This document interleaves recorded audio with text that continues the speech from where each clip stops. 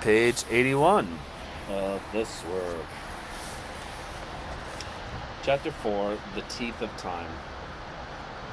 Apart from the charred papyrus fragments recovered in Herculaneum and another cache of fragments discovered in rubbish mounds in the eastern ancient Egyptian city of Oxyrhynchus, there are no surviving contemporary manuscripts from the ancient Greek and Roman world. Everything that has reached us is a copy, most often very far removed in time, place, and culture from the original. And these copies represent only a small portion of the works, even in the most celebrated writers of antiquity. Of Aeschylus' 80 or 90 plays, and the roughly 120 by Sophocles, only 7 each have survived. Euripides and Aristophanes did slightly better. 18 of 92 plays by the former have come down to us, 11 of 43 by the latter. These are the great success stories. Virtually the entire output of many other writers, famous in antiquity, has disappeared without a trace. Scientists, historians, mathematicians, philosophers, and statesmen have left behind some of their achievements. The invention of trigonometry, for example,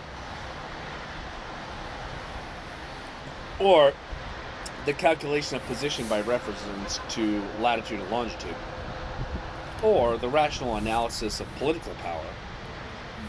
But their books are gone.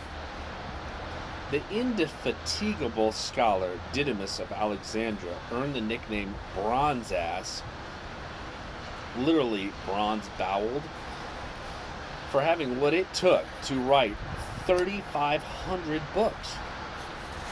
Apart from a few fragments, all have vanished. At the end of the 5th century AD, an ambitious literary editor known as Stobaeus compiled an anthology of prose and poetry by the ancient world's best authors. Out of 1,400 quotations, 1,100 are from works that are now lost. In this general vanishing, all the works of the brilliant founders of atomism, Lysippus, Democritus, and most of the works of their intellectual heir, Epicurus, disappeared. Epicurus had been extraordinarily prolific. He and his principal philosophical opponent, the Stoic Chrysippus, wrote between them, it was said, more than 1,000 books. Even if this figure is exaggerated, or if it counts as books what we would regard as essays and letters, the written record was clearly massive. That record no longer exists. Apart from 3 letters quoted by an ancient historian of philosophy, Diogenes Laertius, along with a list of 40 maxims, almost nothing by Epicurus has survived. Modern scholarship since the 19th century has only been able to add some fragments. Some of these were culled from the blackened papyrus rolls found at Herculaneum. Others were painstakingly recovered from the broken pieces of an ancient wall. On that wall, discovered in the town of Oeneanda, in the rugged mountains of southwest Turkey, an old man in the years of the 2nd century AD had his distinctly Epicurean philosophy of life. A fine anthem to celebrate the fullness of pleasure, chiseled in stone. But where did all the books go? The actual material disappearance of the books was largely the effect of climate and pests. Though papyrus and parchment were impressively long-lived, far more so than either our cheap paper or computerized data, books inevitably deteriorated over the centuries. Even if they managed to escape the ravages of fire and flood, the ink was a mixture of soot from burnt lamp wicks, water, tree gum. That made it cheap and agreeably easy to read, but also water soluble. A scribe who made a mistake could erase it with a sponge. A spilled glass of wine or a heavy downpour and the text disappeared. And that was only the most common threat. Rolling and unrolling the scrolls or poring over the codices, touching them, dropping them, coughing on them, allowing them to be scorched by fire from the candles, or simply reading them over and over eventually destroyed them. Carefully sequestering books from excessive use was of little help, for they then became the objects not of intellectual hunger, but of more of literal appetite. Tiny animals, Aristotle noted, may be detected in such things as clothes, woolen blankets, and cream cheese. Others are found, he observed, in books, some of them similar to those found in cloths. Others like tailless scorpions, very small indeed. Almost 2,000 years later, in Micrographia 1655, the scientist Robert Hooke reported with fascination what he saw when he examined one of these creatures under that remarkable new invention, the microscope. This is what he said. A small white silver shining worm or moth, which I found much conversant among books and papers, and is supposed to be that which corrodes and eats holes through the leaves and covers. Its head appears big and blunt, its body tapers from it towards the tail, smaller and smaller, being shaped almost like a carrot. It has two long horns before, which are straight and tapering toward the top, curiously ringed or knobbed. The hinder part is terminated with three tails, in every particular resembling the two longer horns that grow out of the head. The legs are scaled and harried. This animal probably feeds upon the paper and cover of books, and perforates in them several small round holes. The bookworm. One of the teeth of time, as Hooke put it, is no longer familiar to ordinary readers, but the ancients knew it very well. In exile, the Roman poet Ovid likened constant gnawing of sorrow at his heart to the gnawing of the bookworm, as the book, when laid, is nibbled by the worm's teeth. His contemporary Horace feared that this book would eventually become food for vandal moths. And for the Greek poet Evenus, the bookworm was the symbolic enemy of human culture. Page-eater, the muse's bitterest foe, lurking destroyer, ever feeding on thy thefts from learning. Why, black bookworm, dost thou lie concealed among the sacred utterances, producing the image of envy? Some protective measures, such as sprinkling cedar oil on the pages, were discovered to be effective in warding off some damage. It was widely recognized that the best way to preserve books from being eaten into oblivion was simply to use them, and, when they finally wore out, to make more copies. Though the book trade in the ancient world was entirely about copying, little information has survived about how the enterprise was organized. There were scribes in Athens, as in other cities of the Greek and Hellenistic world. It is not clear whether they received training in special schools or were apprenticed to master scribes or simply set up on their own.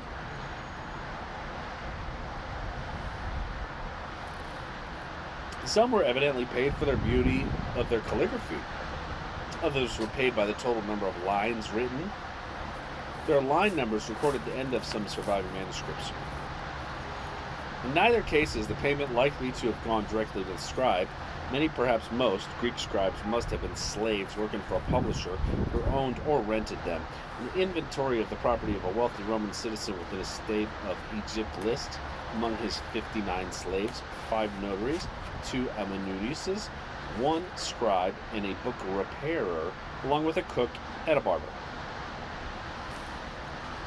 But we do not know whether these scribes generally sat in large groups, writing from diction, or worked individually from a master copy.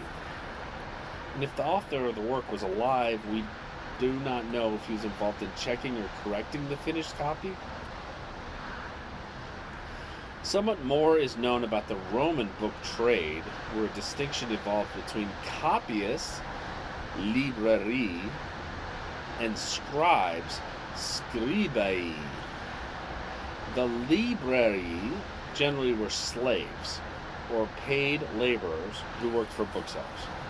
The booksellers set up advertisements on pillars and sold their wares in shops located in the Roman Forum.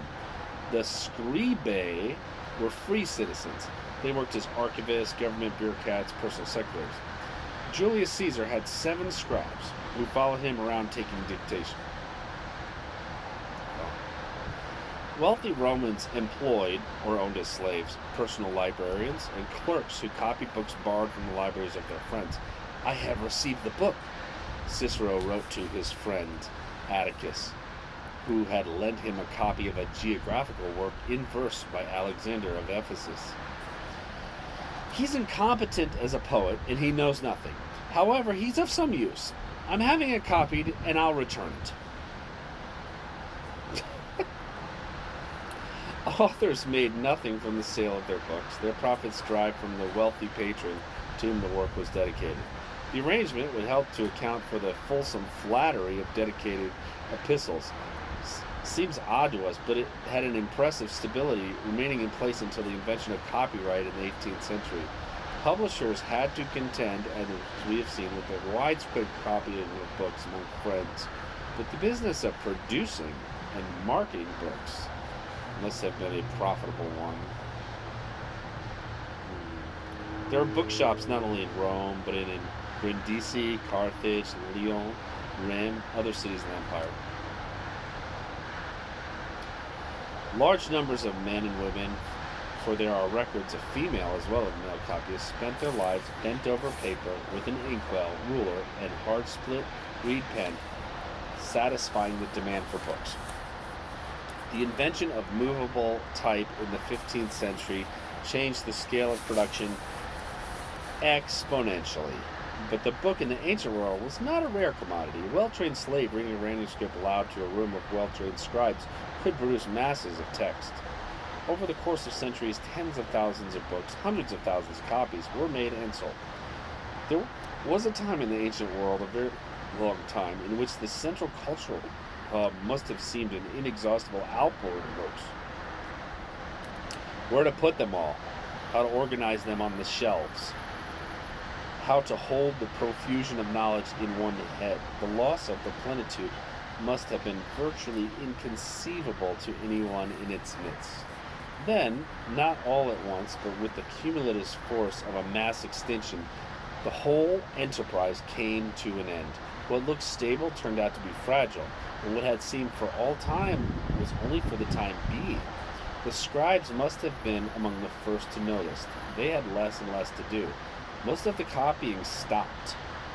The slow rains, dripping through the holes in the decaying roofs, washed away the letters in books that the flames had spared, and the worms, those teeth of time, set to work on what was left. But worms were only the lowliest agent of the greatest vanishing. Other forces were at work to hasten the disappearance of books, and the crumbling of shelves themselves into dust and ashes. Poggio and his fellow book hunters were lucky to find anything at all. The fate of the books, in all their vast number, is epitomized in the fate of the greatest library in the ancient world. A library located not in Italy, but in Alexandria, the capital of Egypt, and the commercial hub of Eastern Mediterranean. The city had many tourist attractions, including an impressive theater and red light district, but visitors always took note of something quite exceptional. In the center of the city, at a lavish site known as the Museum, most of the intellectual inheritances of Greek, Latin, Babylonian, Egyptian, Jewish cultures had been assembled at enormous cost and carefully archived for research. Starting as early as 300 BC, the Ptolemaic kings who ruled Alexandria had the inspired idea of luring leading scholars, scientists, and poets to their city by offering them life appointments at the museum with handsome salaries, tax exemptions, free food, free lodging, and the almost limitless resources of the library. The recipients of this largesse established remarkably high intellectual standards. Euclid developed his geometry in Alexandria. Archimedes discovered pi and laid the foundation for calculus in the library. Eratosthenes posited that the earth was round and calculated circumference to within 1%. Galen revolutionized medicine. Alexandrian astronomers postulated a heliocentric universe. Geometers deduced that the length of a year was 365 and 1/4 days and proposed adding a leap day every leap year. Geographers speculated that it would be possible to reach India by sailing west from Spain. Engineers developed hydraulics and pneumatics. Anatomists first understood clearly that the brain and the nervous system were one unit. They studied the function of the heart, the digestive system, and conducted experiments in nutrition. The level of achievement was staggering. The Alexandrian library was not associated with a particular doctrine or philosophical school. Its scope was the entire range of intellectual inquiry. It represented a global cosmopolitanism, a determination to assemble the accumulated knowledge of the whole world and to fit and add to this knowledge. Fantastic efforts were made not only to amass vast numbers of books, but also to acquire and establish definitive editions. Alexandrian scholars were famously obsessed with the pursuit of textual accuracy. How was it possible to strip away the corruptions that inevitably seeped into books, copied and recopied and copied again, for the most part by slaves, for centuries? Generations of dedicated scholars developed elaborate techniques of comparative analysis and painstaking commentary in pursuit of the master texts. They pursued as well access to the knowledge that lay beyond the boundaries of the Greek-speaking world. It is for this reason that an Alexandrian ruler, Ptolemy Philadelphus, is said to have undertaken the expensive and ambitious project of commissioning 70 scholars to translate the Hebrew Bible into Greek. The result, known as the Septuagint, after the Latin for 70, was for many early Christians their principal access to what they called the Old Testament. At its height, the museum contained at least 500,000 papyrus rolls, systematically organized, labeled, shelved according to a clever new system that its first director, Homer scholar named Xenodotus, seems to have invented. The system was alphabetical order. The institution extended beyond the museum's enormous holdings to a second collection, housed in one of the architectural marvels of the age, the Serapeum, the temple of the Jupiter Serapis, adorned with elegant colonnaded courtyards, lecture halls, almost breathing statues, and many other precious works of art. The Serapeum, on the words of Ammianus Marcellinus, the 4th century historian rediscovered by Poggio, was second in magnificence only to the Capitol in Rome. The forces that destroyed this institution help us understand how it came about that the Lucretius manuscript recovered in 1417 was almost all that remained of a school of thought that was once eagerly debated in thousands of books. The first blow came as a consequence of war. A part of the library's collection, possibly only scrolls kept in warehouses near the harbor, was accidentally burned in 48 BC when Julius Caesar struggled to maintain control of the city. But there were greater threats than military action alone. Threats bound up with an institution that was part of a temple complex, replete with statues of gods and goddesses, altars, and other paraphernalia of pagan worship. The museum was, as its name implies, a shrine dedicated to the Muses, the 9 goddesses who embodied creativity of the humans and their achievements. The Serapeum, where the secondary collection was located, housed a colossal statue of the god Serapis, a masterpiece functioned in ivory and gold by the famous Greek sculptor Bryaxis. It combined the cult of the Roman deity Jupiter with the cult of the Egyptian deities Osiris and Apis. The Jews and Christians who lived in large numbers in Alexandria were intensely uneasy with this polytheism. They did not doubt that other gods existed, but those gods were without exception demons, fiendishly bent on luring gullible humanity away from the soul and universal truth. All other revolutions and prayers recorded on those mountains of papyrus scroll were lies. Salvation lay in the scriptures, with which Christians opted to read in a new format, not the old-fashioned scroll used by Jews and pagans alike, but the compact, convenient, easily portable codex. Centuries of religious pluralism under paganism, three faiths living side by side in a spirit of mingled rivalry and absorbent tolerance, were coming to an end. In the early 4th century, the Emperor Constantine began the process whereby Rome's official religion became Christianity. It was only a matter of time before his zealous successor, Theodosius the Great, beginning in 391 AD, issued edicts forbidding public sacrifices or closing major cultic sites. The state had embarked on the destruction of paganism. In Alexandria, the spiritual leader of the Christian community, the patriarch Theophilus, heeded the edicts with a vengeance. At once contentious and ruthless, Theophilus unleashed mobs of Christian zealots who roamed through the streets insulting pagans. The pagans responded with predictable shock and anxiety, and tensions between the communities rose. All that was needed was an appropriately charged incident for matters to be brought to a head, and the incident was not long in coming. Workmen renovating a Christian basilica found an underground sanctuary that still contained pagan cult options. Such a sanctuary, a shrine to Mithras, may be seen in Rome today, deep-level Basilica of St. Clemente. Seeing a chance to expose the secret symbols of pagan mysteries to public mockery, Theophilus ordered the cult objects to be paraded through the streets. Pious pagans erupted in anger, as though, contemporary Christian observer Riley noted, they had drunk a chalice of serpents. The enraged pagans violently attacked Christians and then withdrew behind the locked doors of the Serapeum.